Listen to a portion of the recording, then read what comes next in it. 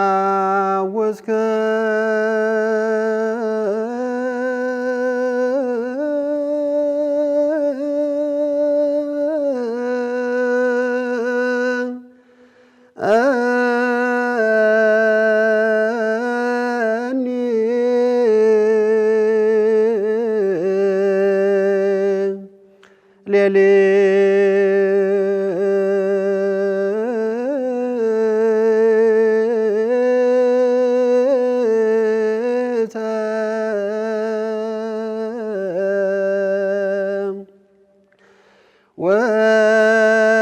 ወፈተንኮ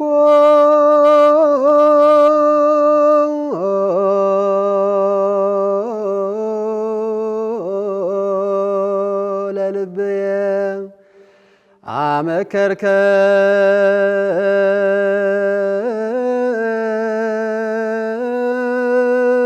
አመከርከኒ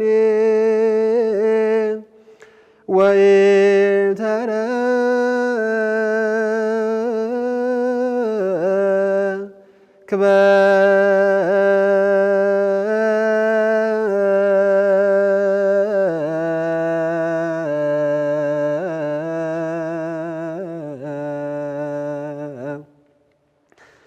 አመፃ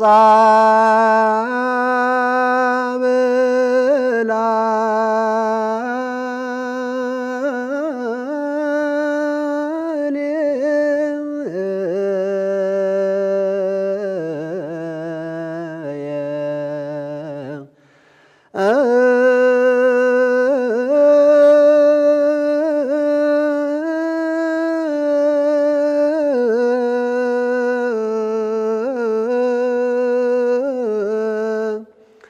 ከመ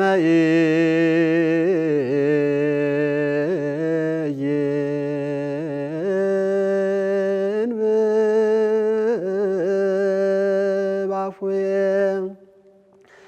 ግብረ እጓለ እመሕያው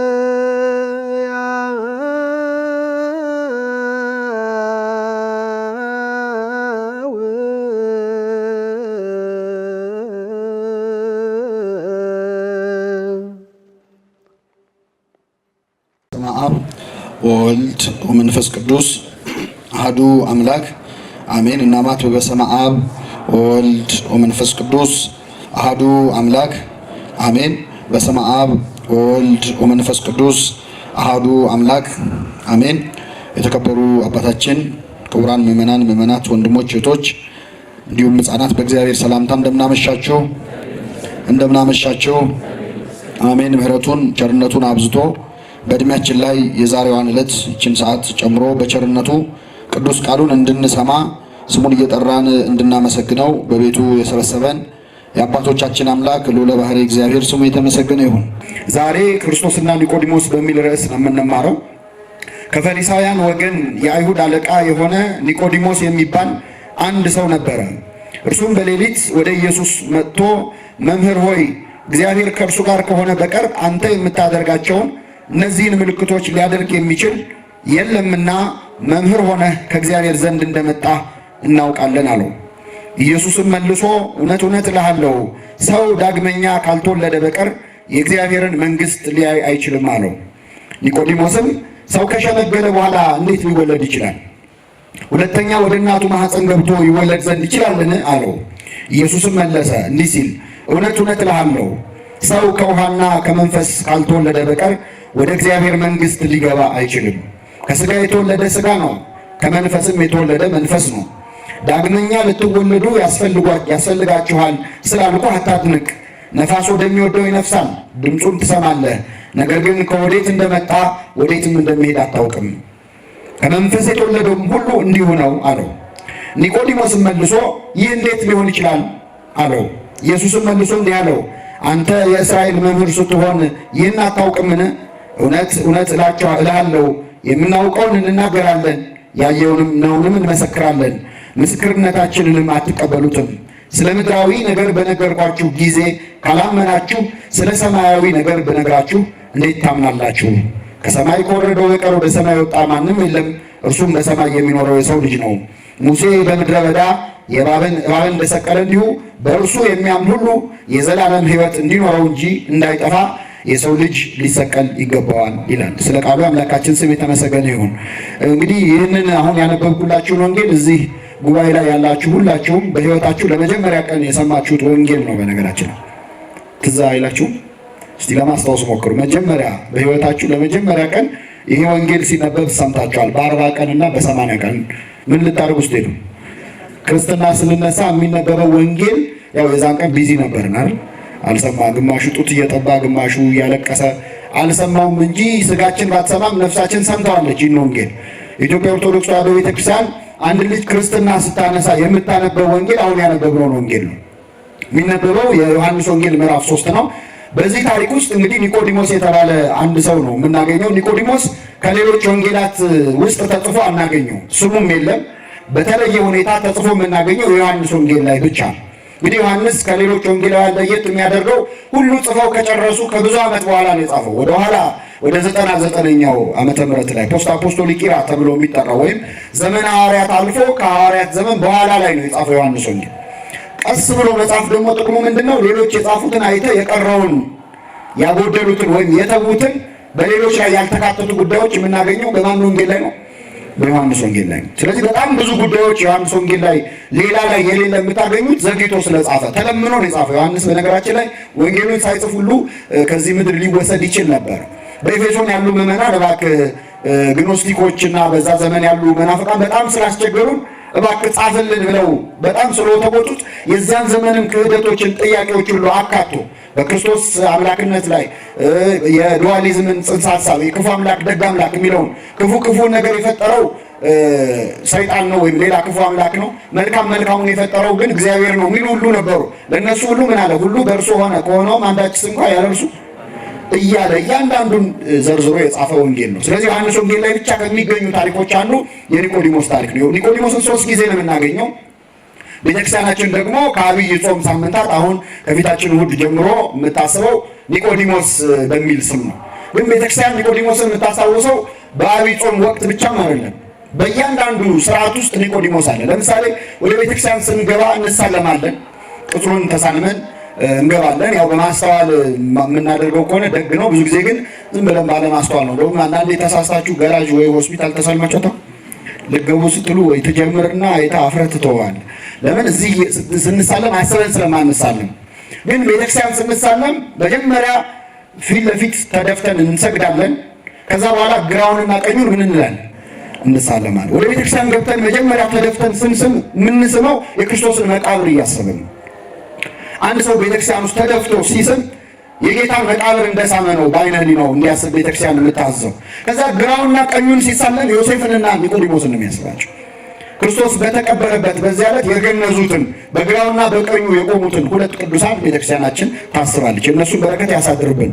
በዚህ ብቻ አይደለም፣ ዮሴፍና ኒቆዲሞስ በብዙ ጉዳይ ይታሰባሉ። ቅዳሴ ላይ ደግሞ የሚሰየሙ ቀሳውስት አሉ። ቀዳሴያን ነው በስርዓተ ቤተክርስቲያን እንግዲህ 5 ቀዳሴያን ከሆነ ዘመን በኋላ 5 ብቻ ሆነ 24ም 12ም ድረስ ስርዓቱ አይከለክልም። እና ቅዳሴ ሲቀደስ ግን ዋነኛው ካህን ሆኖ ሰራዩ ሆኖ የሚቀድሰው ካህን አለ። በግራውና በቀኙ ደግሞ ከተቻለ 2 አለዚያ ደግሞ አንድ ቢሆን ንፍቅ አብሮት መሆኑ አይቀርም። በሚቀድስ ሰዓት በመካከል ያለው ቄስ ዋነኛው ቄስ የክርስቶስ ምሳሌ ነው። እኛ የምናየው አባ ገሌ ዛሬ ቀድሰዋል፣ ቀሲስ ገሌ ቀድሰዋል የሚለውን ነው። ግን በእሳቸው ቦታ ቆሞ ቅዳሴውን ስርዓት የሚያከናውነው ማን ነው? አምላካችን ኢየሱስ ክርስቶስ ነው። ማንም ቢቀድስ እኛ ክርስቶስ እንደቀደሰ ነው የምናምነው። ለዚህ ነው ክርስቶስን ወክለው ነው የሚናገሩት። ሰላም ለሁላችሁ ይሁን ይላሉ እየወጡ። ሰላም ለሁላችሁ ይሁን ብሎ ለሐዋርያቱ የተናገረ ማን ነው? ክርስቶስ ነው። ተንሱ ለጸሎት ይላል ዲያቆኑ። ክርስቶስ ነው እያለ ወንጌሉ ነው የሚሰብክ። ተንሱ ለጸሎት እነ ጴጥሮስ በተኙበት ያለው ነው ክርስቶስ። አላዜማ ይሆናል እንጂ ለጸሎት ተነሱ ትጉና ጸልዩ ብሏል። ቅዳሴው እሱ። ከዛ ሰላም ለእናንተ ይሁን የክርስቶስ ንግግር ነው። ከዛ ቄሱ እየቀደሱ የሚያናገሩት ክርስቶስን ነው። ጌታዬ መድኃኒቴ ኢየሱስ ክርስቶስ ይህንን ኅብስት ባርከው ይህንንም ጽዋ አክብረው ሁለቱንም አንጻቸው ይላሉ። በካህኑ ቦታ ሆኖ መስዋዕቱን የሚለውጠው የሚቀድሰው ማን ነው? አምላካችን ኢየሱስ ክርስቶስ። እና እኚህ ካህን ሲቀድሱ ታዲያ ምን ይላሉ? በግራ በቀኛቸው ላሉት ንፍቅ ቀሳውስት በተለይ ብዙ ጊዜ አንድ ነው የሚሆኑት። ይህንን ካጠገብ የሆነው የሚቀድሰውን ቄስ እንደ ዮሴፍና እንደ ኒቆዲሞስ አድርገው ስጋህን እንደገነዙ። እንግዲህ በዛ ቅዳሴ ላይ ያሉ ቀሳውስት ዮሴፍና ኒቆዲሞስ እንደሚመስሉት እየገነዙ ያሉት ዮሴፍና ኒቆዲሞስ የገነዙትን የክርስቶስ ሥጋና ደም እየፈተቱ ያሉት ማለት ያ ስለሆነ ነው። ሌላው አሁን ሰሙነ ሕማማት ሲመጣ ደግሞ ቀኑን ሙሉ ስንሰግድ ስንጸልይ ከቆየን በኋላ የመጨረሻው ምህላ ይደረጋል በቤተክርስቲያናቸው። ምህላው ሲደረግ የክርስቶስን ሥጋውን የሚመስል በእውነት ነው ቤተ መቅደስ ገብታችሁ ስርዓቱን እንድትከታተሉ በዚህ አጋጣሚ ነው አሳስባለሁ። ውጪ ሆኖ እያወሩ ስግደት አሁን ስግደት ነው እያሉ ከመስገድ በሌሊት ሄዶ ቀድሞ ገብቶ እዛ ስርዓቱን ማየት በጣም አስደናቂ ነው። ቤተክርስቲያን በምን ደረጃ የክርስቶስን ሕመም እንደተረዳችው ለማየት የፈለገ ሰው መቅደስ ውስጥ ገብቶ ነው የሰሙነ ሕማማትን ስርዓት ማየት ያለው። እያንዳንዱ ስርዓት ትርጉም አለው። እጅግ ልብ የሚሰብር የክርስቶስን መከራ በምን ጥልቀት እንደምትረዳ የሚያሳይ ስርዓት ነው እና የመጨረሻው ምህላ ላይ ቀሳውስቱ ሁለት ሆነው በእጃቸው ክርስቶስ ልክ እንደተገነዘ እንደተሸፈነ ሆኖ በዛ አምሳል የተሰራውን ነገር በእጃቸው ይዛሉ እና ይዘው ለረጅም ሰዓት እየዞሩ መንበሩም እግዚኦታ ይካሄዳል። በጣም ልብ የሚሰብር እኔ ልጅ ሆኜ አንድ ጊዜ ምን ሆነ መሰላችሁ ነው መታደል ሊሆን ይችላል ወይ ደግሞ ይሄንን ይኸው ብሎ ይሆናል እግዚአብሔር አላውቅም። በጣም አረጋውያን አባቶቻችን ነበሩ ይሄንን ምህላ የሚያደርሱትና ሁለት ቀሳውስት ይዘው እጃቸው በጣም ዛለ። እንግዲህ ምህላው በጣም ብዙ ነው እንደምታውቁት የመጨረሻው ምህላ እና እኔ ትንሽ ነበርኩ የዛን ጊዜ ቄሰ ገበዙ ና አሉኝና መሀል ላይ ያዝ አሉ እና ከሁለቱ ቀሳውስት ጋር እግዚኦታው ላይ ያንን የመያዝ አጋጣሚ ኖረኝ። ስርዓቱ አይፈቅድልኝም፣ ያው አንዳንድ እድሎች አሉ ለማለት ነው። እና በጣም የሚገርማችሁ ያን ቀን የተሰማኝን መቼም የማልደግመው ነገር ነው። ምህላው ብቻ ሳይሆን እነዚያ ሁለቱ ቀሳውስት ያንን የክርስቶስን የተቀበረበት የሚመስለውን አምሳሉን ማለት ሥጋውን እንደመያዝ ነው ይዘው እግዚኦታ ሲያስብሉ ያለው ስሜት በትክክል ዮሴፍና ኒቆዲሞስ ሊሰማቸው የሚችለው ያህል ይችን ክርስቶሳዊት ቤተክርስቲያን ስለሰጠን ስሙ የተመሰገነ ይሁን። ስለዚህ በሁሉ ነገር ውስጥ ዮሴፍን ኒቆዲሞስን እናስባለን። ኒቆዲሞስ ከፈሪሳውያን ወገን የነበረ ሰው ነው ይላል ዮሐንስ ወንጌል። ከፈሪሳውያን ወገን የአይሁድ አለቃ የሆነ ኒቆዲሞስ የሚባል አንድ ሰው ነበረ ይላል። እርሱም በሌሊት ወደ ኢየሱስ መጣ ይላል። እንግዲህ የአይሁድ አለቃ ነበረ የሚለውን ቤተክርስቲያናችን ስትተረጉም በሶስት መንገድ ነው ትላለች። አንደኛ በአይሁድ ምክር ቤት አባል ነው፣ የፖለቲካ ስልጣን ያለው ሰው ነው፣ ባለስልጣን ነው ይህ ሰው። ስለዚህ በሹመቱ ነው የመጀመሪያው። ሁለተኛ በሀብቱ በጣም ባለጸጋ ሰው፣ ባለጸጋ እንደሆነ የምታውቁት በኋላ ክርስቶስን የገነዙት በጣም ባለጸጋ ሰው ሊኖረው በሚችለው በፍታ ባለጸጋ ሰው ሊገነዝበት በሚችለው መንገድ ነው የገነዙት። ስለዚህ አንደኛ በሹመቱ ነው፣ ሁለተኛ በሀብቱ ነው፣ ሶስተኛ በእውቀቱ ነው። የዘመኑን እውቀት በጣም የተማረ ሰው፣ ሀብት አለው፣ እውቀት አለው፣ ሹመት አለው። ሶስት ነገሮች አንድ ላይ ብዙ ጊዜ ይሄ አንድ ላይ ሆኖ አንዳንድ ሰዎች ሀብት ይኖራቸዋል ግን እውቀት አይኖራቸው። አንዳንድ ሰዎች ሹመት ይኖራቸዋል ባለስልጣኖች ይሆናሉ፣ ትምህርት የሚባል ነገር ግን በደረሰበት አይደርሱም። በሀብት ሲሾም በሹመት ያንሰዋል፣ ሹመት ሲኖረው እውቀት ያንሰዋል፣ ይጎልበታል። ኒቆዲሞስ ሶስቱም ነገሮች ነው ያሉት። ምሁረ ኦሪት ነው፣ የዘመኑን እውቀት እስከ መጨረሻ ያወቀ የአይሁድ መምህር ነው፣ ከለበናት አንዱ ነው። ከእውቀት ብቻ አይደለም ደግሞ ባለጸጋ ነው፣ በጣም ባለሀብት ነው። ሶስተኛ ደግሞ የሸንጎ አባል ነው። ይሄ ረቡዕ ዕለት ተሰብስቦ በክርስቶስ ላይ የፈረደ ምክር ቤት አለ አይደል? ከዛ ምክር ቤት አባል ነው፣ የአይሁድ ሸንጎ አባል ነው። እነዚህን ሶስት ነገሮች ያሉት ሰው አንድ ቀን በማታ ወደ ክርስቶስ መጣ ይላል። እንግዲህ ይህንን ሰው ትንሽ ማድነቅ ይገባናል በብዙ ምክንያት። የመጀመሪያው ሶስቱ ነገሮች ያሉት ክርስቶስን ለመከተል መሞከሩ፣ አንደኛ ሀብቱ፣ ሁለተኛ ሹመቱ፣ ሶስተኛ እውቀቱ። ለአንዳንድ ሰዎች ክርስቶስን መከተል ያልተማሩ ሰዎች ጎዳና የሚመስላቸው ሰዎች አሉ። በአጠቃላይ ክርስትና ሃይማኖት ማለት ያለመማር ምልክት አድርገው የሚመለከቱ የሚያስቡ ሰዎች አሉ። በእርግጥም ይህን የሚያሳይ ነገር ክርስቶስ ካስከተላቸው ሐዋርያት የሚበዙት ያልተማሩ ሰዎች ነበሩ። በጣም የሚገርም አሳ አጥማጆች ነበሩ፣ ምንም እረኞች፣ ምንም የማያውቁ። አምላካችን ጥቂት ነው የተማሩ ሰዎች ያስገባው እንጂ አብዛኛው ያልተማረ ሰው ነበረ። ያልተማሩ መሆናቸው በአንድ ወገን ትህትናም እንዲኖራቸው አድርጓል። አሁን ሐዋርያት በሙሉ የተማሩ ፕሮፌሰሮች ቢሆኑ ኖሮ ክርስትና ወደኛ ይደርሳል አይደርስም? ቁጭ ብለው ሪስክ ያጠናሉ አይደለ? አሁን ይህ ክርስትና እኮ ቢስፋፋ የሚያመጣው ችግር ሲሉ ጥናታዊ ጽሑፍ ሲያቀርቡ አሁን ድረስ ክርስትና አይደርስም። አዋቂ ነኝ በሚሉ ሰዎች ማለት እኛ በቤተክርስቲያን አገልግሎት በጣም ብዙ ጊዜ አይተነዋል። አንዳንዴ ለቤተክርስቲያን አገልግሎት ጥሩ ሰዎች ተመርጠው ልምድ አላቸው ምሁራን ናቸው ምናምን የተባሉ ድሪም ቲም የሚባል አይነት ሰበካ ጉባኤ ይቋቋማል። ድብልቅልቅ ብሎ ይለያያል ተጣልቶ። ከእኛ እውቀት በላይ የሚሰራው የማረድ ቤት ነው፣ የእግዚአብሔር ነው። እውቀት የኛን እውቀት አይፈልገውም። ምንድን ያደረገው አሳ አጥማጆችን የገጠር ሰዎችን የሚበዙት ከ12 ሐዋርያት እኮ 11 የገጠር ሰዎች ናቸው። አንዱ የከተማ እሱም ይሁዳ ነው። ይቅርታ አድርጉት፣ ይሁዳ የከተማ ሰው። ከዛ ውጭ ሌሎች የገሊላ ሰዎች እና ይሁዳም ትንሽ ኮፈስ ያደረገው ንቀትም ስላለበት የመሀል ከተማ ሰው ነው። እንደው ከነዚህ ጋር በቃ አይነት ስሜት አለ። አምላካችን ኢየሱስ ክርስቶስ የገሊላ ሰው የተባለ የገጠር ሰው የተባለው እኮ ክርስቶስ ታውቃለን። ከነዛ መሃል የገሊላ ሰው ነበር የሚባል ይናቅ ነበር። ከናዝሬት ደግሞ ናዝሬት የተናቀች ነች። ከናዝሬት መልካም ነገር ይገኛልን የሚባልባት ሀገር ነች። እሱ የተጠራው ማን ተብሎ ነው? የናዝሬቱ አይገርማችሁ? የናዝሬቱ ኢየሱስ ያስቃቸዋል። ራሱ የናዝሬቱ ብሎ ኢየሱስ አለ እንዴ መሲህ አለ እንዴ እያሉ ይስቁ ነበር። መናቅን አውቆ የተቀበለ አምላክ ስለሆነ። ጥቂት ግን ምሁራን ነበሩ። እነ ማቴዎስ ነበሩ። ማቴዎስ የሂሳብ ሰው ነበረ፣ በዛ ላይ አካውንታንት ነበረ። እነ ናትናኤል ምሁራን ኦሪት ነበሩ። ጥቂት ብቻ ነበሩ። መቼስ ደግሞ ያስፈልጋል እውቀት የሚያስፈልግበት ቦታ ስላለ። አብዛኞቹ ግን ያልተማሩ ሰዎች ነበሩ። ስለዚህ አይሁድ ያልተማሩ ሰዎች ሃይማኖት አድርገው ይተችሉ። ሐዋርያት ሥራ ምዕራፍ 4 ላይ ጴጥሮስና ዮሐንስ መጽሐፍ ጠቅሰው ሲያስተምሩ ሲሰማቸው እነዚህ ሰዎች ያልተማሩ አይደሉ እያሉ ሲገረሙባቸው ነበር። ስለዚህ ኒቆዲሞስ የተማረ ሆኖ የክርስቶስ ተማሪ መሆን ፈለገ። ይሄ ምንድነው? በዘመናችንም ሰው ሃይማኖተኛ መባልን እንደ ኋላ ቀርነት፣ እግዚአብሔር የለም ማለትም ደግሞ እንደ ስልጣኔ፣ ለክፉም ለደጉም እግዚአብሔር የለም የሚል ወጣት በሌሎች በአቻዎቹ ዘመናዊ እንደሆነ ተደርጎ መታየት ስለሚፈልግ ፍልስፍና ገብቶታል ለመባል ብሎ ፈጣሪ የለም የሚል ሰዋል። ሁለት ሶስት ጥያቄዎች ጠይቀው በአግባቡ መከራከር መመለስ የማይችል ሰው ግን የወሰነ ሰው አለ። ለምን? ትንሽ እንደው ዘመኑን የመጠነ ሰው መስሎ ለመታየት ማለት ነው። ኒቆዲሞስ ይህንን አልፎ የመጣው ያልተማረ ሰው የሚያሰኘውን እንግዲህ እግዚአብሔር ይላል የአንደኛ ቆሮንቶስ ምዕራፍ 1 ቁጥር 26 ላይ የዚህ ዓለምን ጥበበኞች ያሳፍር ዘንድ የዓለምን ሞኝነት መረጠ ይልና ብዙ ጥበበኞችን አልጠራም ይላል። ብዙዎችን ጥበበኞችን አልመረጠም። በሉ እስኪ ብዙዎችን ምኖች? ምንም ግን ጥበበኛ አልመረጠም አይደለም፣ ብዙን ያልመረጠው ጥቂቶችን ግን መርጧል። ከነዚህ መሀል ኒቆዲሞስ አንዱ። ስለዚህ ኒቆዲሞስ የመጀመሪያ የምናደንቀው የተማርኩ ነኝ ብሎ አናውቀውም ክርስቶስን ነው። ሊማር መጣ፣ በትህትና መጣ፣ በዚህ ደነቀ። ሁለተኛ ባለጠጋ ሆኖ ሊማር መምጣቱም በጣም ለብዙ ባለጸጎች ሀብታቸው ንብረታቸው ያላቸው ሁሉም ማለት አይደለም፣ በሀብታቸው እንደነ አብርሃም የከበሩበት የተቀደሱበት ለብዙ የተረፉበት አሉ። የገባቸው ባለጠግነታቸው የዚህ ዓለም መሆኑን ያወቁ በዚህ ዓለም ባለጸጎች የሆኑ ሰዎች ያለ ያዕቆብ መልእክት በዚህ ዓለም ነው የፈለገ ሀብት ቢኖር እዚሁ ነው የሚቀረው። የትኛው ባለ ሀብት ነው ገንዘቡን ወደ ሰማይ ቤት ያሻገረ? በምጽዋት ካልሆነ በቀር ምንም ማድረግ አትችልም። ግን ባለጠግነታቸው በጣም ብዙ ሰዎችን ከክርስትና ይከለክላቸው። ጉባኤ እንደዚያው መንፈሳዊ ጉባኤ ስጠሯቸው አይ እኔ ባይሆን የሚያስፈልግ አንዳንድ ወንበሩን እንዲህ ሞንታርቮ ምናምን ካለ ለእሱ ላዋጣ የሚሉ ሰዎች አሉ። እነሱ ግን አይመጡም። ወደ ቤተክርስቲያን ህንፃ ማሰሪያ አዋጡ፣ ችግር የለም ቼክ ይፈርማሉ። እነሱም ግን ኑ አትበላቸው ብቻ። እግዚአብሔር ደግሞ ከሚሰጡት በላይ የሚፈልገው እነማንን? እነሱ ነው። መታዘዝ ከመስዋዕት ማዳመጥም የአውራ በግ ስብ ከማቅረብ ይበልጣል ይላል። እግዚአብሔር ብዙ ከምትሰጠው ጆሮ ብትሰጠው ነው ደስ የሚለው። ጆሮ ብትሰጠው መታዘዝ ከመስዋዕት ማዳመጥም የአውራ በግ ስብ ከማቅረብ ይበልጣል። ያማረ የአውራ በግ አምጥተህ መስዋዕት ከምታቀርብለት ጆሮ ብትሰጠው ይሻላል። እንኳን እግዚአብሔር አለ የሥጋ ወላጆቻችን አሁን ብዙ ስጦታ ሰጠናቸው ማናዋራቸው ከሆነ ደስ ይላቸው አይላቸው? እንደውም በጣም ወላጆች አሁን አንዱ ችግር ምን መሰላቸው? ብዙ የአረጋውያን መርጃ እንደ መቄዶንያ አይነት ብዙ አሉ በሀገራችን። ግን መርጃ የሌላቸው የአረጋውያን ስቃይ ልንገራቸው። ልጆቻቸው የማያዋሯቸው ወላጆች አሉ።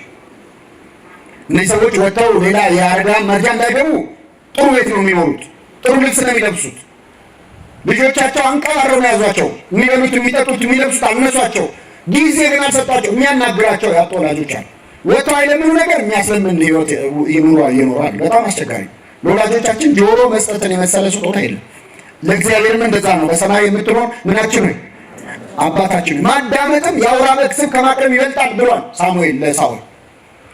ነቢየ እግዚአብሔር ዳዊት ደግሞ ይህንን ተቀብሎ ምን አለ? መስዋዕትን ብትወድስ በሰጠሁህ ነበር። የሚቃጠለው መስዋዕት ምን አይልህም? ደስ አያሰኝህም። የእግዚአብሔር መስዋዕት የተሰበረ መንፈስ ነው። የተሰበረውና የተዋረደውን ልብ እግዚአብሔር አይነቅም። መስዋዕት የምትወድማ ንጉሥ ነኝ አለ የሚባለውን በሬ መርጬ ወይፈን መርጬ አቀርብልህ ነበር። አንተ ግን እሱን አትፈልግም። ልቤን ነው ለካ አንተ የምትፈልገው ይላል ነቢየ እግዚአብሔር ዳዊት። ልባችንን ለመስጠት ይርዳል። ሰብአ ሰገል መጥተው መጀመሪያ ስጦታ ነው የሰጡት፣ ሰገዱልን። ስለዚህ ብዙ ባለጸግነት ብዙ ሀብት ንብረት ሰውን ከመንፈሳዊ ቦታ ያርቀዋል፣ ያጎለዋል፣ ለመምጣት ያስቸግረዋል። ኒቆዲሞስ አሸንፎ መጣ። ሶስተኛ ባለስልጣን የሆኑ ሰዎች ወደ ቤተክርስቲያን ይመጣሉ ወይ?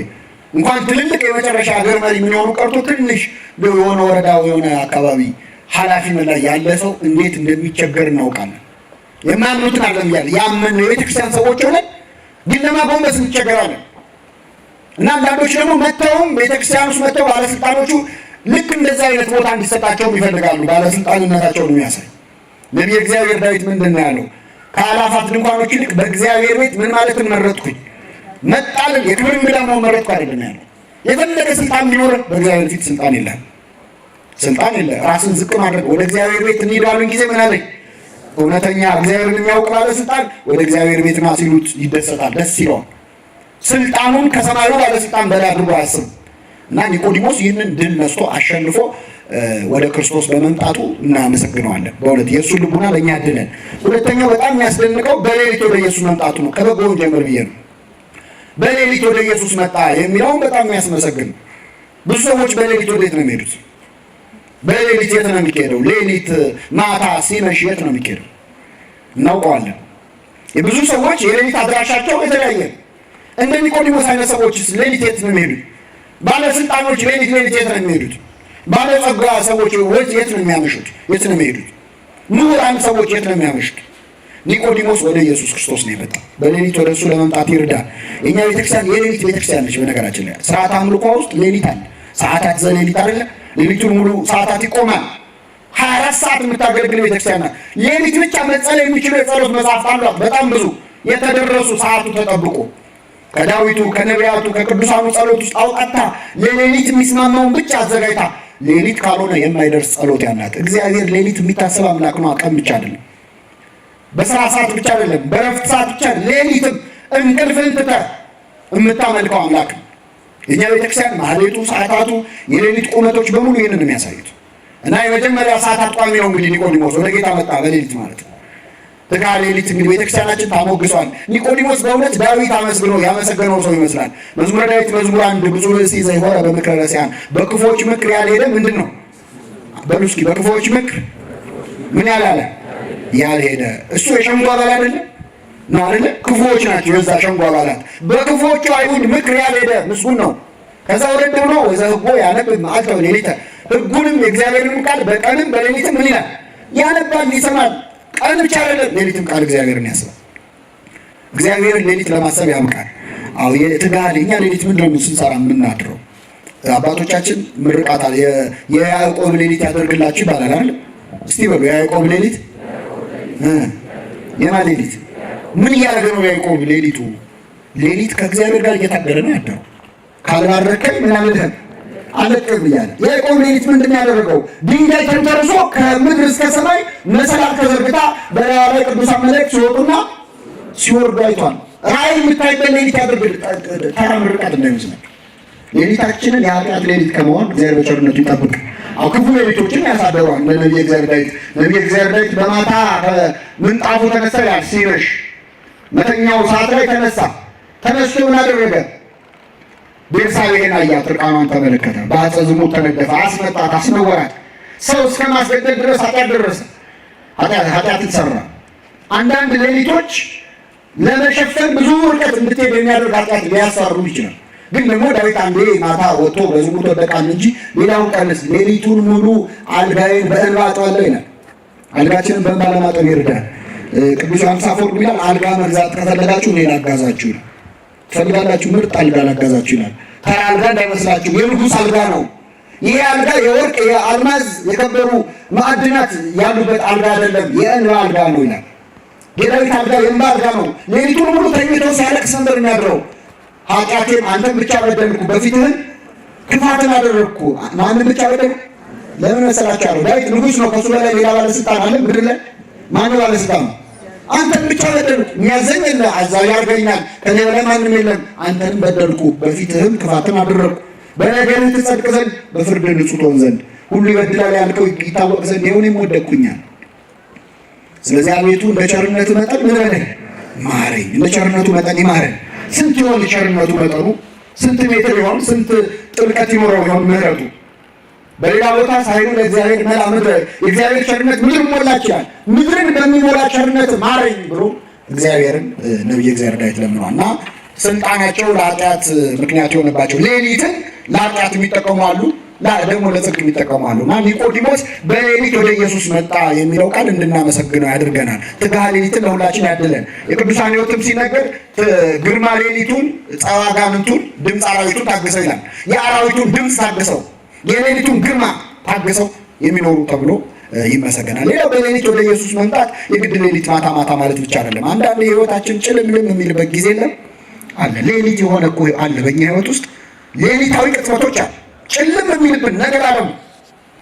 በጨለመብንም ሰዓት መምጣት ያለብን እንደ ኒቆዲሞስ ወደ ማን ነው? ወደ ኢየሱስ ነው። ጨለማን ባንተ ዘንድ አይጨልምም ይላል ያለ ክርስቶስ ሲሆን እሱ ሌሊትም አይጨልምም በሱ ዘንድ እስመ ጽልመት ይጸልም በኀቤከ። ጨለማ ለእግዚአብሔር ጨለማው አይደለም። አንዳንድ ህይወት ጭልም ሲልብህ ዙሪያው ገደል ሲሆንብህ የሚሄደው ወደ ኢየሱስ ነው እንደ ኒቆዲሞስ በሌሊት። እና ይህ ሰው በበጎ ጎኑ ወደ ክርስቶስ መጣ።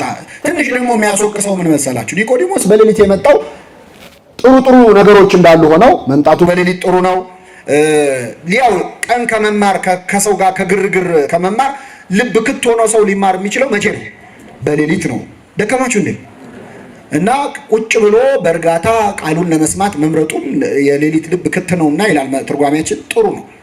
ግን ዋናው ኒቆዲሞስን በሌሊት ያመጣው ጉዳይ ምንድነው ካላችሁ ከክርስቶስ ጋር መታየት ስላልፈለገ ነው። ባጭሩ በቀን ከጌታ እግር ስር ቁጭ ብሎ ሲማር አይሁድ ቢያዩት አይለቁትም።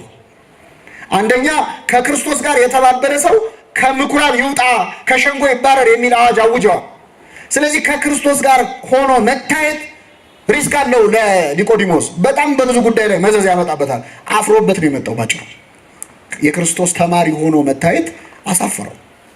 አንዳንዴ እንደዚህ እናደርግ የለ መንፈሳዊ የሆነን እኮ መታየት አንፈልግም።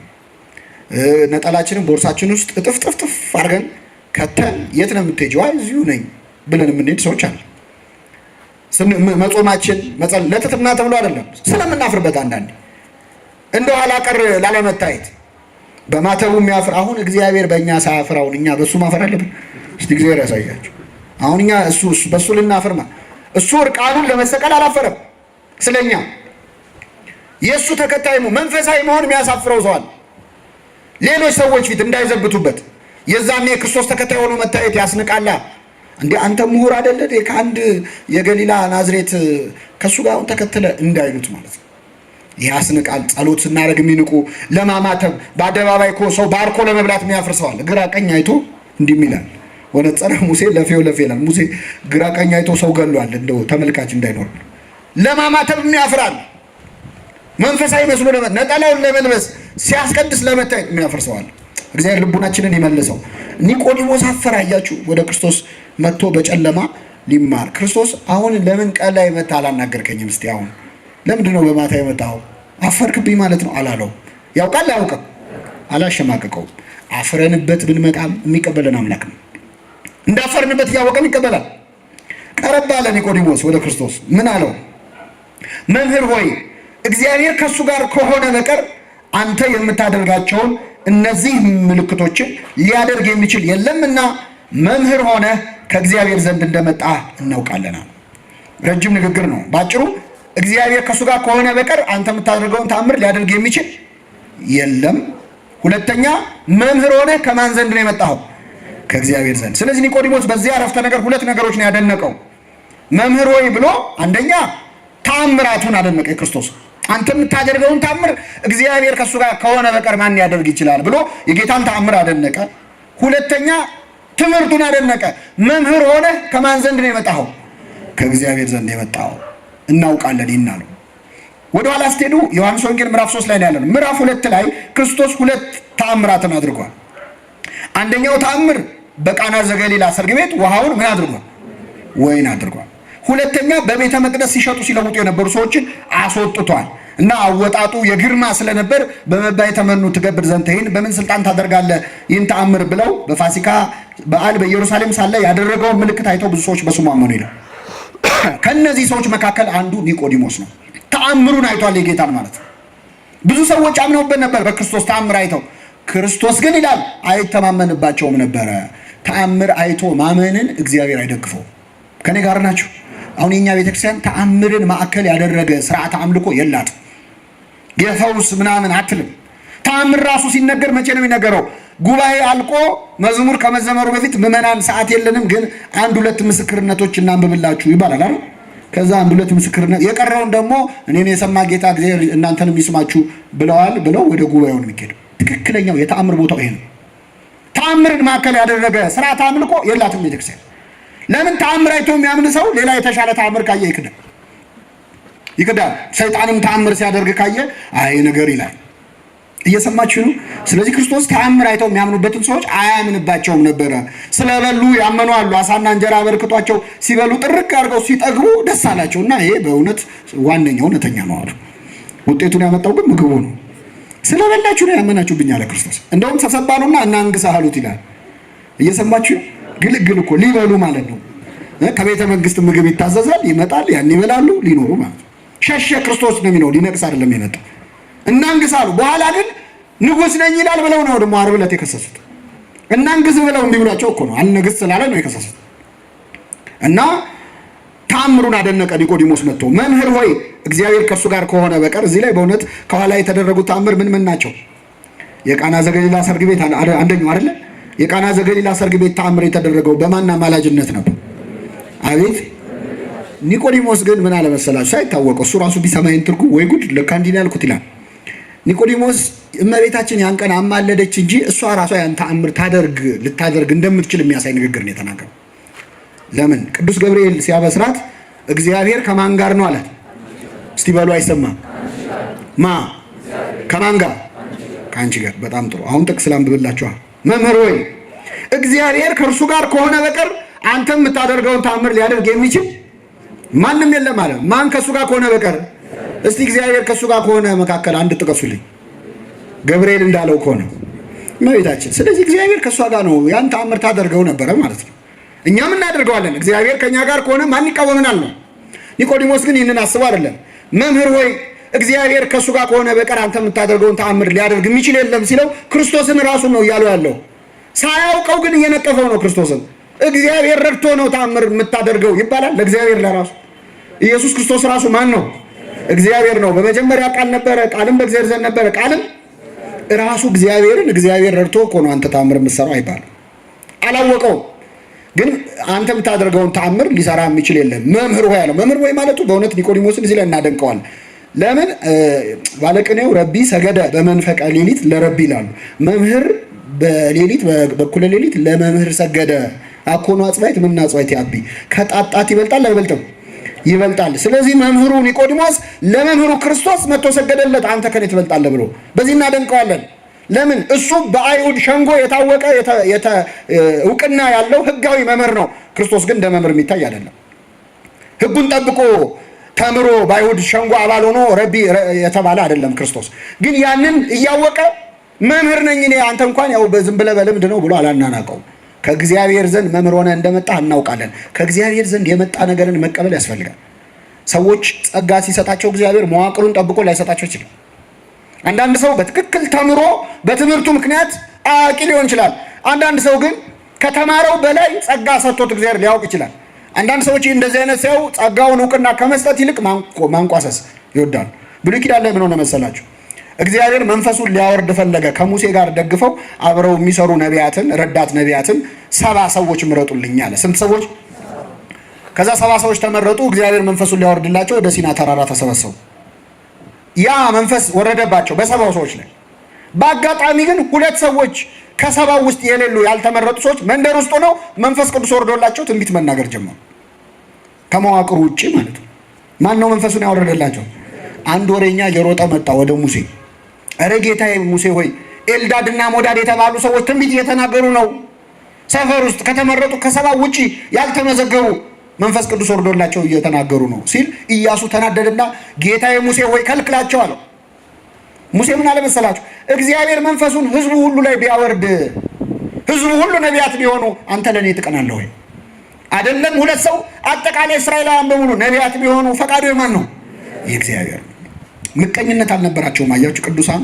ኒቆዲሞስም ክርስቶስን መምህር ሆነ ከእግዚአብሔር ዘንድ እንደመጣ እናውቃለን ብሎ መምህርነቱንም እውቅና ሰጠ፣ ተአምሩንም አደነቀ። ክርስቶስ ምን ብሎ መለሰለት?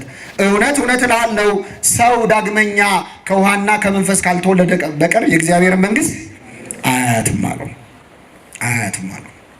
ይህ ማለት ምን ማለት ነው? ኒቆዲሞስ መጥቶ መምህሩን ያደነቀው 2 ነገር ነው ያደነቀው።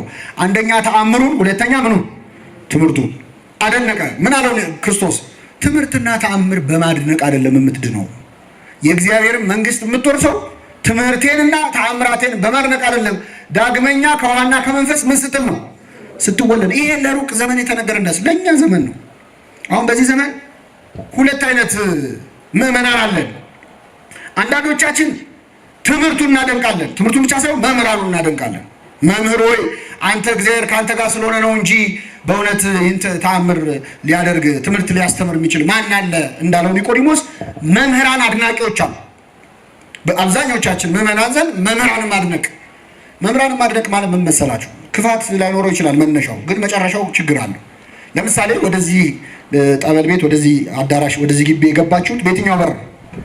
በዛ በር ነው አይደል? ወይስ በላይ አድርጎ ይመጣል? በዚህ ነው የገባችሁት። እዚህ ለመግባታችን ምክንያቱ ያ በር ነው። ባለውለታችን ነው አይደለም? እዚህ ለመግባታችን በሩን አቅፎ አንድ ሰው እንደው ባለውለታዬ ብሎ ይውላል እዛው። ይሄ በር እኮ ነው በቃ የገባውበት። የሰባኪያን የአገልጋዮች ዋነኛ ሚናቸው ሰዎችን ወደ ማን እንዲገቡ ማድረግ ነው? ወደ እግዚአብሔር። ሰውየው ሰባኪው ላይ ድርቅ ብሎ ከቀረ በሩን አቅፎ ቀረ ማለት ነው። ይሄ ደግሞ አደጋ አለው። በሩ ሊዝግ ይችላል፣ ሊበላሽ ይችላል። ደመና ውሃ ያዝላል። ልክ ሲዘንብ ደመናው ይጠፋል ብን ብሎ። መምህራን የደመና ምሳሌ ናቸው። ዝናብ ቃል እግዚአብሔር ነው። ዝናብ ከዘነበ በኋላ ደመና ፍለጋ ምን ትሄዳለህ? የመምህራን አገልግሎት እስከ መስጠት ድረስ ነው። በኋላ ሲሰበሩ አብረህ እንዳትሰበር ማለት ነው። ሲወድቁ አብረህ እንዳትወድቅ። ሸምበቆ የተደገፈ ሰው መጨረሻው አያምርም። መምህራንን በማድነቅ አይጸደቅም። ክርስቶስ ምን አለ? ዳግመኛ ከውሃና ከመንፈስ ካልተወለደ በቀር የእግዚአብሔር መንግስት እኔን መተህ መምህር ሆይ ብለህ ስላሞገስከኝ አይደለም ነው። ተአምር አይተህ ስላደነቅ አይደለም። የሚዳነው ምስጢራተ ቤተክርስቲያንን በመፈጸም ነው። ለኒቆዲሞስ ምስጢረ ጥምቀትን ስትፈጽም ነው። በእኔ አምነህ ስትጠመቅ ነው። ያኔ ነው የእግዚአብሔር መንግስት የምትወርሰው አለው። ለእኛስ ተጠምቀናል። ክርስቶስ ምንድን ነው የሚለን? መምህራንን በማድነቅ ሳይሆን ንስሐ በመግባት ነው። መምህራንን በማድነቅ ሳይሆን የክርስቶስን ስጋና ደም ምን በማለት ነው? ካልተቀበላችሁ ካልቆረባችሁ የእግዚአብሔር መንግስት ልትወርሱ አትችሉም። ሰው የሚድነው እንደ ጥምቀት ያሉ ምስጢራተ ቤተክርስቲያንን በመፈጸም ነው እንጂ መምህሩን በማድነቅ። አንዲት ሴት ደግሞ መታ እመቤታችንን አሞግሳለች።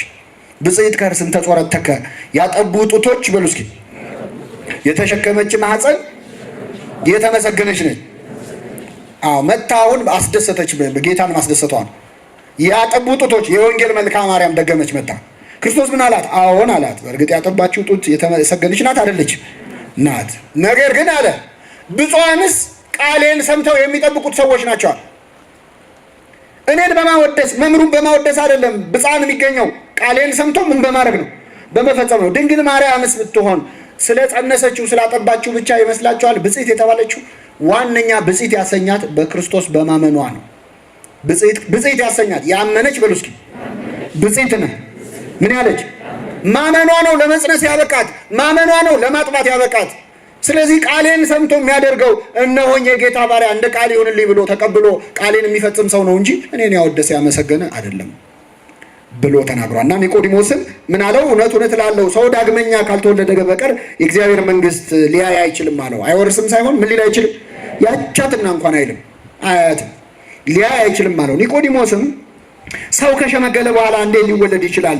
ሁለተኛ ወደ እናቱ ማህፀን ገብቶ ይወለድ ዘንድ ይችላልን? አለው። ጥሩ ጥያቄ ነው። ክርስቶስ መለሰ፣ እውነት እውነት እልሃለሁ ሰው ከውሃና ከመንፈስ ካልተወለደ በቀር ወደ እግዚአብሔር መንግስት ሊገባ አይችልም። የሚወለደው ወደ እናቱ ማህፀን ድጋሚ ገብቶ አይደለም። ከውሃና ከምንድን ነው? ከመንፈስ ነው። በመንፈስ ቅዱስ ከማኅፀነ ዮርዳኖስ ከአብራ ከመንፈስ ቅዱስ ትላለች ቤተክርስቲያናት። ከቤተ ክርስቲያንና ከመንፈስ ቅዱስ ነው የሚወለደው። ሊገባ አይችልም። ከስጋ የተወለደ ስጋ ነው። አንተ የመሰለ ማህፀን ውስጥ ድጋሚ መግባት የመሰለ እሱ ከስጋ የተወለደ ስጋ ነው። ከመንፈስ የሚወለድ ግን ምንድን ነው? መንፈስ ነው። ዳግመኛ ልትወለዱ ያስፈልጋል ስላልኩ አታድንቅ። ነፋስ ወደሚወደው ይነፍሳል፣ ድምፁን ትሰማለህ፣ ከወዴት እንደመጣ ወዴት እንደሚሄድም አታውቅም። ከመንፈስ የተወለደም እንዲሁ ነው አለ። ነፋስ ወደዚህ ይነፍሳል፣ ወዴት እንደሚሄድ አታውቅም። መንፈስ ቅዱስም ወደ ወደደው ሰው ነው የሚያድረው፣ ወደ ወደደው ሰው ነው የሚጠጋው። ወዴት ይሄዳል ወዴት ይመጣል የሚለውን አታውቅም። ረቂቅ ልደት ነው የምትወለደው አለው ሲለው ኒቆዲሞስ ይህ እንዴት ሊሆን ይችላል አለ። አሁንም ድጋሚ መጀመሪያ የመረጃ ጥያቄ ነበር የጠየቀው። ሰው እንዴት ድጋሚ እናቱ ማህፀን ውስጥ ይገባል ነበር ያለው። ለሱ ማብራሪያ ሰጠው ክርስቶስ። ሁለተኛ ጊዜ እንዴት ሊሆን ይችላል ሲል ግን የእምነት ጉድለት ነው፣ አላምንም ነው ያለው። ይህን ጊዜ ክርስቶስ አንተ የአይሁድ መምህር ስትሆን ይህን አታውቅም አለው። አባቶቻችን ዓለም ልሞ ገሰጸው ይላሉ። እስኪ በሉ ዓለም ልሞ። አሁን እኛ ሰው የሆነ ችግር ስናይበት መጀመሪያ ስብርብሩ ነው የምናወጣው አይደል? አታፍር ነው የምንለው። ክርስቶስ ግን መጀመሪያ አንተ የአይሁድ ምን ስትሆን መምህር ነህ። አሁን አንድን ሰው መውቀስ ከፈለክ እንኳን እንዲሁ አንተ አዋቂ አይደለህ እንዴ? አንቺ አሁን ስንት ነገር ታውቂ የለ እንዴ? ይሄ ጠፋሻል ብለህ ብትጀምር ትችቱን ይሰማል አይሰማም? ይሰማል። ምክንያቱም መጀመሪያ አዋቂ ነው የምትለው ሳንዱች የሚሉት ቲዮሪ አለ። መጀመሪያ ከላይ ዳቦ አለ፣ ከስር ውስጡ አለ፣ ከዛ እንደዛ ማለት ስድቡን ከማስቀደም በፊት መጀመሪያ ምስጋና፣ ከዛ ወቀሳ፣ ከዛ መልሰ ምስጋና ካረከው ጣፍጦት ይበላል። በሀገራችን ባህል ግን ሳንዱቹ ይገለበጣል። ይገርማችሁ እንቁላሉ ነው ከላይ አይደለ? ከስድብ ነው የሚጀመረው። አንዳንድ ሰዎች ምስጋና ሲሆን በጣም አንደበት ያጥራቸዋል፣ ስድብ ሲሆን ግን አይጠፋቸው። አንድ የዩኒቨርሲቲ መምህር አንዲትን ሴት አቆመ፣ ወፍራም ሴት አቆመና እስቲ አመስግኗታል። መጀመሪያ ስደቧታል፣ ሙልጭ አድርገው ሰደቧት። አንናገረውም፣ አይዟችሁ የስድቡን ቮካብላሪ እጥረት የለብንም። አወረዱባት። አሞግሷት ሲባሉ በቃ አንድ ሁለት ድንቡሽቡሽ ምናምን ብሎ ሰው ዝም አለ። ሰው ምስጋና ሲሆን አፉ ይስተሳሰራል። እንደው እግዚአብሔር ይፈውሳል። በጣም የሚገርማችሁ ትችት ሲሆን በጣም ጥሩ ተናጋሪ የሆኑ ሰዎች፣ ምስጋና ሲሆን አይ እኔ ምስጋና እንኳን እንደውም ፊት ለፊት ማመስገን እንዳይሆንብኝ ይላል ሰው። ምስጋና ሲሆን አይደለም ፊት ለፊት መሳደብ እንዳይሆንብኝ ይላል ሰው። ያጥረገርገዋል አይደል? በጎ ቃላት ግን ኃይል ይሰጣሉ እኮ። በቃል ነው የዓለም የተፈጠረው። ብርሃን ይሁን ብሎ ነው ብርሃን የሆነው። ብርሃን ይሁን ብለህ ብርሃን ማብራት ቢያቅትህ የሆነን ሰውዬ ቀን ግን ብሩህ ማድረግ አይቻልም? ይቻላል። በጥሩ ንግግር ምን አይጎዳል። ግን ብዙ ጊዜ ንግግር ላይ ሰውን አመስግኖ የሚጀምርን ሰው ተለማማጭ ነው የምንለው። በቃ ዝም ብለህ አንተ እንደው ዕድሜ ልክ እንደተለማመጥክ ነው። የሚሳደብ ምናምን ሰው ደግሞ እሱ አቋም አለው፣ ቆራጥ ነው ይባል። እግዚአብሔር አንደበታችንን ያቀናልን። የአንደበት እሳትነት አይደል ተቀጣጥሎ ስንት ችግር ያበላሽው። ጥቂት ቃላት፣ ጥቂት ስድድቦች፣ የሆነ ቦታ የሆነ ሰው የሆነን ሰው የሰደበው ስድብ ለረጅም ዓመት የማይጠፋ እሳት ጫካ ያቃጥላል ብሏል ቅዱስ ያዕቆብ። እውነት ነው። ምላስ እሳት፣ ትንሿ እሳት ጫካ እንደምታቃጥል ምላስ፣ እቺ ትንሿ ምላስ ብዙ ነገር ታጠፋለች። እግዚአብሔር እንግዲህ በስንቱ ይምከረን። አንድ ምላስ አድርገው ስንት ጆሮ ነው ያለን? ሁለት ምላስ ቢሆን እግዚአብሔር ያሳያቸው። በዚያ ላይ ሸፈነው። ከንፈር አለ፣ ጥርስ አለ። እንደው ቀስ ብሎ ከወጣ ብሎ እኮ እኛ ግን አንቻል። አንደበት እሳት። ክርስቶስ ዓለም ልሞ ገሰጸው። አንተ የአይሁድ መምህር ስትሆን አለው መጀመሪያ ይህንን አታውቅም ምን አለው። ከዚያ በኋላ የምናውቀው እንናገራለን። በእውነት ኒቆዲሞስ የመጀመሪያውን ምስጢረ ጥምቀት ከተማረ በኋላ አፍሮ በክርስቶስ ከመጣ በኋላ ሁለት ቦታ ወንጌል ላይ እናገኘዋለን። ይህንን እንመልከትና እናበቃለን። ኒቆዲሞስን ሁለተኛ የምናገኘው የዮሐንስ ወንጌል ምዕራፍ 7 ላይ ዮሐንስ ወንጌል ምዕራፍ 7 ላይ ቀደም ብለን ስናነብ ምን እናገኛለን? የካህናት አለቆች አይሁድ፣ ጸሐፍት፣ ፈሪሳውያን ወታደሮችን ልከው ነበር። አንድ ተልእኮ ሰጥተው፣ ይህ ተልእኮ ምንድነው? ከኔ ጋር ናችሁ? ወታደሮችን የናዝሬቱ ኢየሱስን አስራችሁ ይዛችሁ ኑ ብለው ላኳቸው ይላል አይሁድ። እና እነዚህ ወታደሮች እሺ ብለው ክርስቶስን ሊያስሩ ሄዱ። ክርስቶስን ሊያስሩት ሲሄዱ ሲደርሱ ክርስቶስ እያስተማረ ነው፣ እንደዚህ ጉባኤ ላይ ነው ያለው። ስለዚህ ያው መቼስ ትምህርቱ ይለቅና እናስረዋለን ብለው ቁጭ አሉ፣ ለጊዜው ማለት ነው። እና ያው ቁጭ ሲሉ መቼስ ጆሮአቸውን አይዙም፣ ትምህርቱን ምን ይላሉ? ይሰማሉ። ክርስቶስ ሲያስተምር ቁጭ ብለው መስማት ጀመሩ። አሁን ክርስቶስ ሲያስተምር ብትሰሙ ደስ ይላችኋል አይደል? ይኸው የኛ ኃጢአተኞችን ትምህርት ቁጭ ብላችሁ ትሰማላችሁ። የእሱ ትምህርት እኮ የራሱ የእግዚአብሔር ቃል ነው። እግዚአብሔር እንዲህ ያላል በራሱ ነው እያለ ያለው እሱ ራሱ እግዚአብሔር ነው። የክርስቶስ ቃል አንደኛ ሕይወቱና ቃሉም አንድ አይነት ነው። እኛ አሁን ልክ እንደ መርፌና ክር ስታስገቡ ትዝ ይላችኋል፣ ሹልክ እያለ እንደሚያስቸግረው እኛ የምንሰብከው ስብከትና መርፌውና ክሩ አልገባ ብሎ በጣም መከራ ላይ ነው ያለው። ክርስቶስ ግን በስራውና በቃሉ ብርቱ ነብይ ነው የሚለው። ሁለቱንም ሆኖ ኖሯል። የተናገረውን አድርጎት ነው ሄደው። በዚያ ላይ አምላካዊ ቃል ነው፣ የሚሰራ ቃል ነው። የእግዚአብሔር ቃል አጥንትንና ጅማትን እስኪ ላይ የልብን ስሜት ይወጋል ይላል። ቃል እግዚአብሔርን እኮ ያን ነገር የለም። የሚያነጻ ቃል ነው ቃል እግዚአብሔር። በነገራችን ላይ አይደለም እሱ የተናገረው፣ በእኛም አንደበት ቢነገረው የቃሉ ንጽህና አያድፍም። ስለሰማችሁት ቃል ንጹሐን ናችሁ ሁሉ ተብሏል። ቁጭ ብለህ ወንጌል መስማት ብቻ ራሱ ያነጻሃል፣ በተወሰነ መልኩ ያጥበዋል ሰውነት። ክርስቶስ ሲናገረው ግን ይሰራል። እሱ ሲናገረው አልዓዛር ውጣ ሲለው ይወጣል። ጥቅስ አይደለም ለሱ ውጣ ሲለው ይወጣል። በእውነት ሁላችን ከሞትንበት ያውጣል፣ ከኃጢአት ሞት ማለት ነው። አወጣው። ተነሽ ሲል ትነሳል፣ ሽባውን ይተረትራል። ክርስቶስ አሁን ያደረጋቸው ታምራት በእውነት ስለ ሞት ስለ ሽባነት ምናምን ይመስላችኋል? አይደለም እኮ ስለኛ ነው። እግሩ ሽባ የሆነውን ሰው ተነሳለው ማለት ወደ እግዚአብሔር ቤት ለመሄድ እግሩ አልነሳ ያለውን ሰው ያስነሳዋል። ጽድቅ ለመስራት እምቢ ያለውን ሰው እማያየውን ሰው አይኑን አበራው፣ አይነ ስውሩን ማለት ስለ አይን ማብራት ብቻ የተጻፈ ይመስላችኋል? በጎ ነገር ማየት የሚችል አይን ይሰጠናል። አንተን ብቻ የሚያዩ አይኖችን ስጠን ይላል ቅዳሴያችን። አንተን ብቻ የሚያዩ ዘወትር። ስለዚህ ክርስቶስ የሚናገረው ቃል ይሰራል። ድምፁ ኃይል አለው። ያ በሲና ተራራ የተናገረው ቃል ነው። የአብ ቃል ነው እና ያንን ቃል ቁጭ ብለው የክርስቶስን ቃል ይሰሙ ነበር። ይሰሙና ብፁዕ ቅዱስ አቡነ ሽኖዳ ጌታ ባስተማረበት ጊዜ ዛሬ ዓለምን የሞላው የድምፅ ሪከርደር በኖረ ኖሮ ይላል። ቢኖር ብንሰማው ድምፁ ምን ይሆን ነበር? ስንት ህመምተኛ ፈውሰንበት ነበር እያሰማን። እና ያን ትምህርት እየተማሩ እነዛ ወታደሮች ቁጭ ብለው ነገር ዓለሙን ረሱት። ከዛ ደስ ብሏቸው ትምህርቱ ሲያልቅ ወደ ቤታቸው ሄዱ። ምን ሊያደርጉ ነው የመጡት? ረሱት። ከዛ ወደ አይሁድ ሄዱ። ተመልሰው መጡና መጥተው ሲቆሙ እንዴ የታለ ያመጣችሁት አላቸው። ምኑን አሉ። እንዴ አስራቸው አምጡ ብለናቸው የናዝሬቱ ኢየሱስ እኛ እስከ ዛሬ እንዲያስተማረ አይተን አናውቅም። አይሁድ ርር አሉ። ምን አሉ መሰላቸው? አይሁድ በጣም ተበሳጭተው ያላመጣችሁት ለምንድን ነው አሏቸው። ሎሌዎቹ እንደዚህ ሰው ማንም እንዲሁ ከቶ አልተናገረም ብለው መለሱ። እንግዲህ ፈሪሳውያን ደግሞ እናንተም ደግሞ ሳታችሁን አሉ። ከአለቆች ወይስ ከፈሪሳውያን በእርሱ ያመነ አለ? ነገር ግን ሕግን የማያውቀው ይህ ሕዝብ ርጉም ነው ብለው መለሱላቸው። ከኔ ጋር ናችሁ? ምን ማለት መሰላችሁ? እናንተም ተሳሳታችሁ። እስቲ ንገሩን፣ አንድ የተማረ ሰው አሁን በእሱ አምኖ ያውቃል? አንድ ፈሪሳዊ እስቲ አምኖ ያውቃል? ይህ ሕዝብ እኮ በእሱ ያመነው ምን ስላላለ ነው? ስላልተማረ ነው።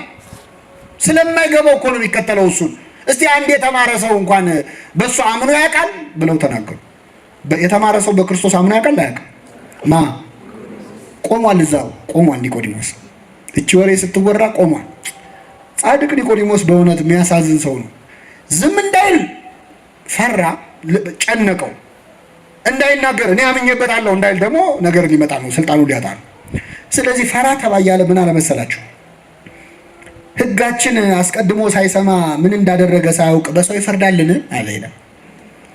ለምን ሳታጣሩ ትፈርዳላችሁ? ሄደን መች ሰማን ትምህርቱን? ያደረገውን መች አየን? ተማምኖ እኮ ነው። አያችሁ፣ የእሱ ቃል ሄጄ ፈትነዋለሁ ብሎ ፈትኖ እንደመለሰው ያውቃል። ጠይቀዋለሁ ብሎ ጠይቆ እንደሸኘው ያውቃል። ስለዚህ ምን አለ? በሕጋችን ሳናጣራ መፍረድ አለብን ወይ? እነሱ ያሉትን ይዘን ለምን እንፈርዳለን? ሄደን ለምን አናጣራም? የተናገረው እውነት ይሁን ውሸት ይሁን ለምን አናጣራም አለ ሲል ምን አሉት? አንተም ደግሞ ከገሊላ ነህን አሉት። ከየት ነህን? የገጠር ሰው የዛ ሀገር ሰው ነህ? አንተም እሱ ነው የምትከተለው? የገሊላ ሰዎች ናቸው እሱን የሚደግፉት እንደማለት ነው። የገሊላ ሰው ነህን? ነቢይ ከገሊላ እንደማይነሳ መርምር አሉት። ከይሁዳ ቤተልሔም ነው እንጂ ከገሊላ ናዝሬት ነቢይ አይነሳም። እንዴት የናዝሬቱን ኢየሱስ ትደግፋለህ? ነው ክርስቶስ ናዝሬት ይደግ እንጂ የተወለደው በይሁዳ በቤተልሔም ነው። ይህንን እኮ ስላላጣሩ ነው። ይህም ሲሉት ተነጋገሩና ግን ኒቆዲሞስን እንደፈለጉ ማንቋሸሽ ስለማይችሉ እያንዳንዱ ወደ ቤቱ ሄደ ይላል። ኒቆዲሞስ እግዚአብሔር ይስጠው የአይሁድን ስብሰባ በተነው። ለክርስቶስ መቆም አልቻለም፣ መከራከር አልቻለም። ደግሞ ዝም እንዳይልም ደግሞ ከነከነው። ስለዚህ ቢያንስ ጥያቄ ጠይቆ በጥያቄ በጠበጣቸው። ወታደሮቹ መጥተው ስለ ክርስቶስ ሲመሰክሩ ያልተማረ ሰው ስለሆነ ነው የተከተለው አሉ። ኒቆዲሞስ ሲናገር ግን አንተ ያልተማርክ ነህ ሊሉት ይችላሉ። የተማረ ሰው። ስለዚህ ምን አሉ?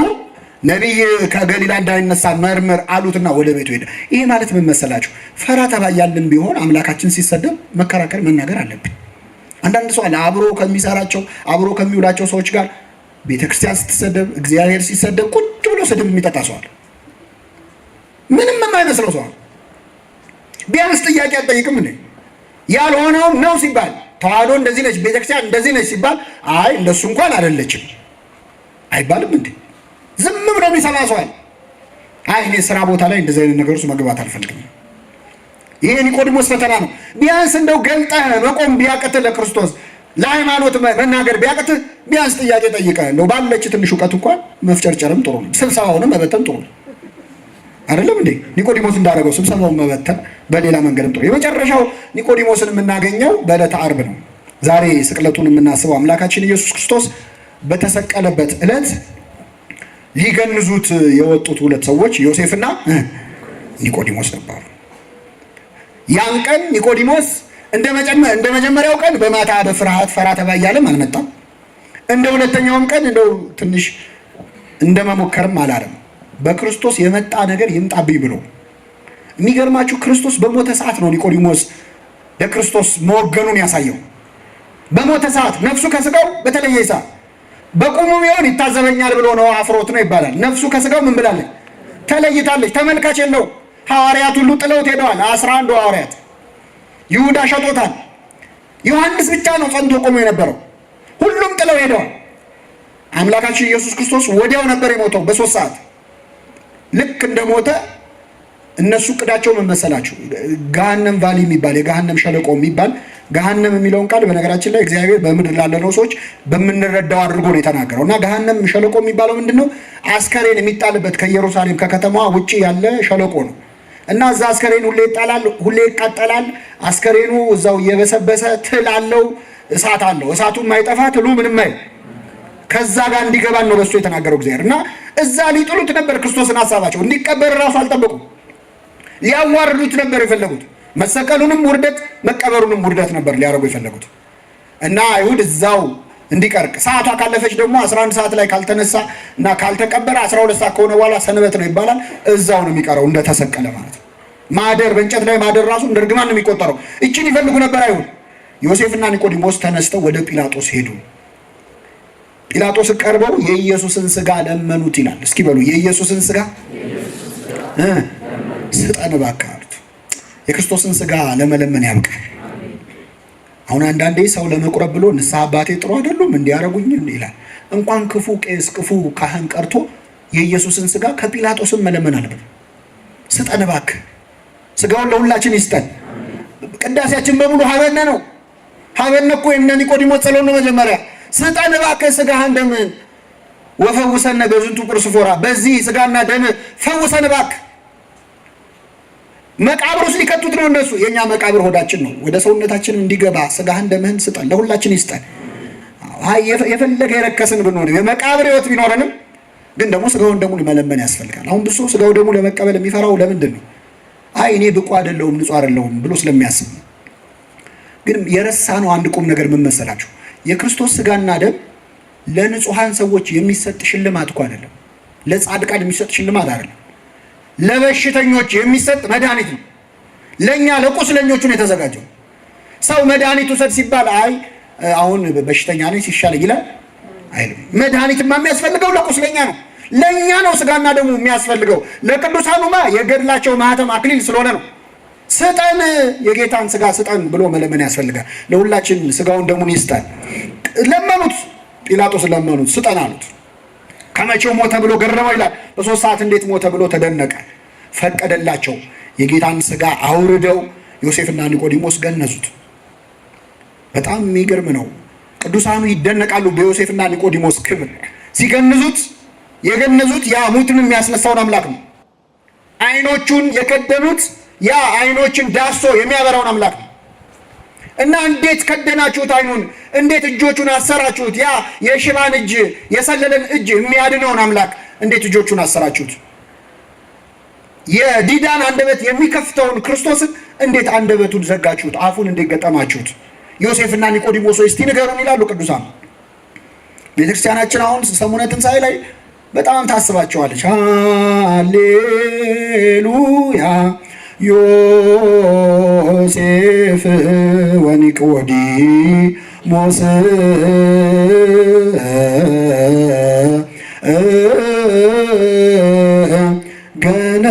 ገነዝዎ ለኢየሱስ በሰንዱናት ለዘተንሥአ ሙታን በመንክር ክብር። በከበረ አነሳስ ከሙታን የተነሳውን ክርስቶስን ዮሴፍና ኒቆዲሞስ ገነዙት። ሲገንዙት ምን እያሉ ነው? መጀመሪያ እያለቀሱ ነበር። ሞትከኑ መንሥኤሆሙ ለሙታን፣ ሙታንን የምታስነሳቸው ሆይ አንተም ሞትክን እያሉ። ደከምከኑ መጽንዔሆሙ ለድኩማን፣ ደካሞችን የምታጸናቸው ሆይ አንተ እንዴት ትደክማለህ እያሉ ደረታቸውን እየመቱ ነበር። በኋላ ክርስቶስ ተገልጾ፣ አንዳንድ ሊቃውንት ደግሞ የለም መላእክት ናቸው ይላሉ። ለምን ከትንሣኤው በፊት ተነሳ እንዳያስብል።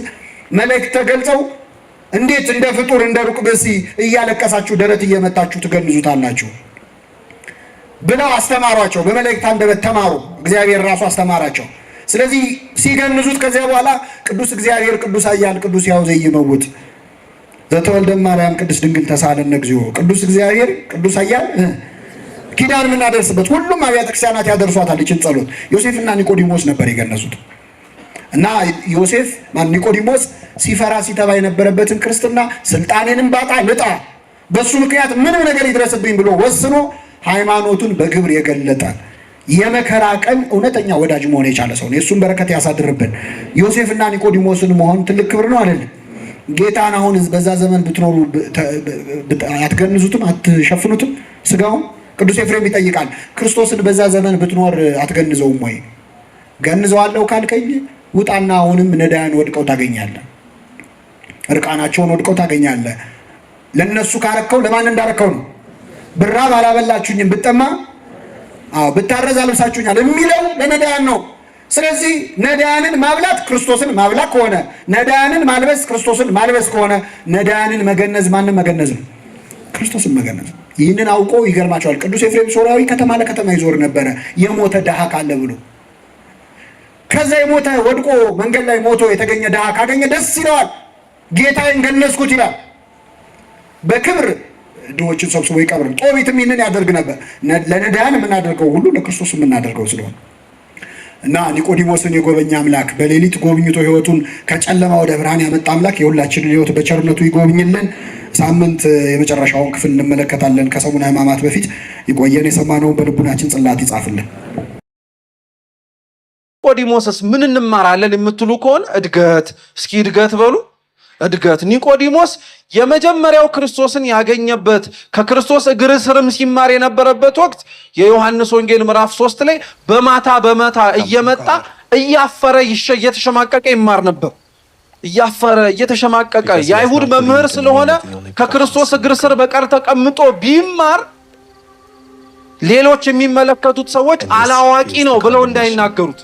አሁን ከኛ መካከል ታሞ ከሰው ጋር ስጸበል አሞኛልና ሰው እንዳያየኝ ብሎ በየጸበሉ በየጉራንጉሩ ሰው ሳያየው የሚሽሎኮሎክ የለም አለ። በደንብ አድርጎ እንጂ መታመማችንን ሰው እንዲያውቅብን የማንፈልግ ማለት ነው። ኒቆዲሞስ እንዲህ አይነቱ ነበር። ከዛ ደግሞ ከፍ አለ። ከአይሁድ ፊት ቆሞ ጌታችን ኢየሱስ ክርስቶስ የአይሁድ ረበናት ይዘውት እንዲመጡ ወታደሮችን ላኩ እና ወታደሮቹ ክርስቶስ ሲያስተምር የነበረውን ትምህርት ሰምተው ሲጨርሱ ሳይዙት መጡ እና ምን ሆናችሁ ነው ሲባሉ ካነጋገሩ ጣዕምና ለዛ የተነሳ እንዲህ ያለ ትምህርትም አስተማሪም አይተንም ሰምተንም አናውቅም አሉ። እናንተም ሳታችሁ ማለት ነው ብለው ተናገሩ።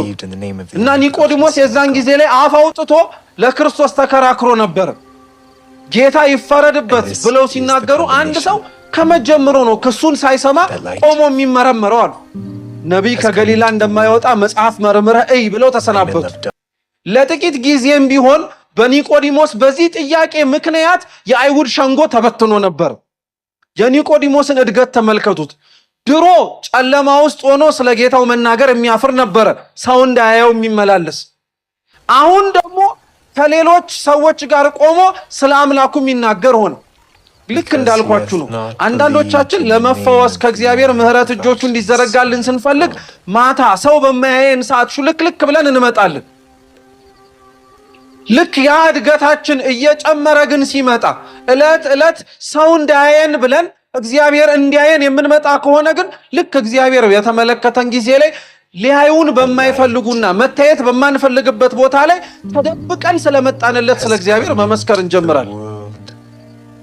አፋችንን አውጥተን አንተ መች ቤተክርስቲያን ሄደን የተሰማው ተብሎ ሲጠየቅ ቤተክርስቲያን መሄድ የሚያሸማቀቀው ነገር የሆነበት ሰው ልክ ቤተክርስቲያን ሰው ሳያየው መመላለስ የጀመረበት ወቅት ላይ እግዚአብሔር ጥንካሬ ሲሆነው አይ እንደናንተ እኮ ቀንቀንም አለምጣ እንጂ ማታም እኮ እየመጣው እኮ እሳለማለሁ ያን ያክልማ ምንም ነገር የሌለኝ አትምሰል ይላል። ይሄ እኮ ምስክርነት እኮ ነው።